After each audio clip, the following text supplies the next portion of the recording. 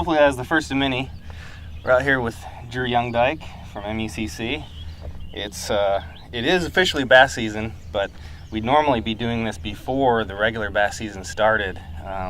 But because the winter was so long, the smallmouths are just still bedding, even though regular bass season has started.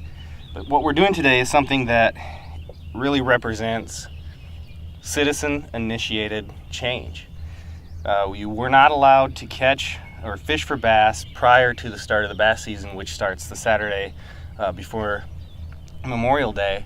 And some bass anglers said, there's plenty of science that shows you can do this and not harm the resource. So the state implemented a catch and release season. So that's the theme of today's show. We're going to talk with Drew about some efforts that MUCC has done directly relating to changes in our hunting and fishing regulations that are led by citizens and members of MUCC. But for now, we're just going to catch more fish.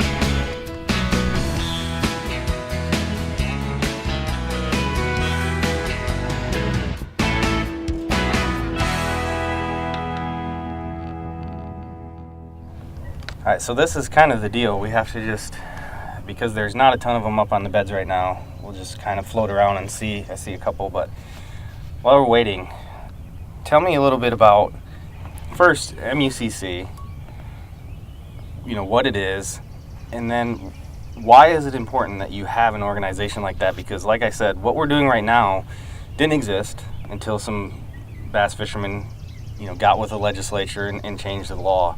And as I understand it, you're doing a little bit of that right now. A little bit.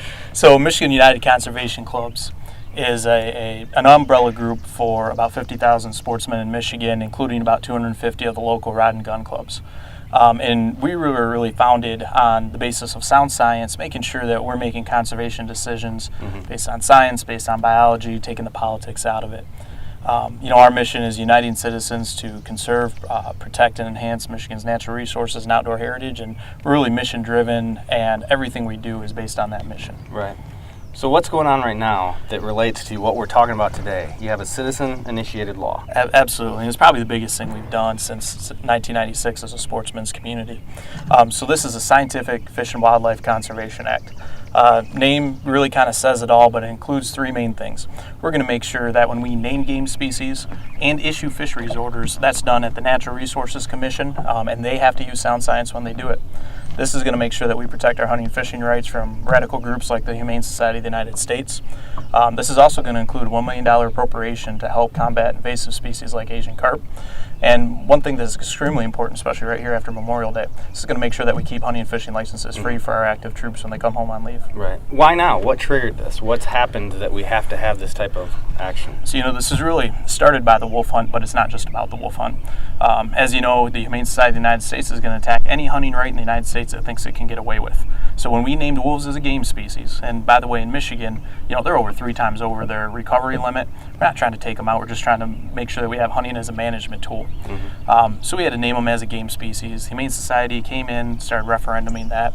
So we passed another bill, and it said that the Natural Resources Commission can name game species. They have to use sound science, and that included those free licenses for the active military members. Then they started referenduming that. So they're trying to repeal sound science, they're trying to repeal free licenses for the military, and we said enough is enough. So we started our own law, and we've gathered over 374,000 signatures, not just as sportsmen, but just people who believe that that's important. And we submitted to the legislature a couple days ago, or submitted to the Bureau of Elections. Once that's certified, it will go before the legislature. We think that they're supportive, but that Humane Society of the United States, they're going to be running an aggressive attack ad campaign, trying to scare legislators, with the primaries coming up. So it's going to be important that you as a sportsman, as well as all the other sportsmen out there, just call your legislator, tell them that they have your support when they vote for sound science.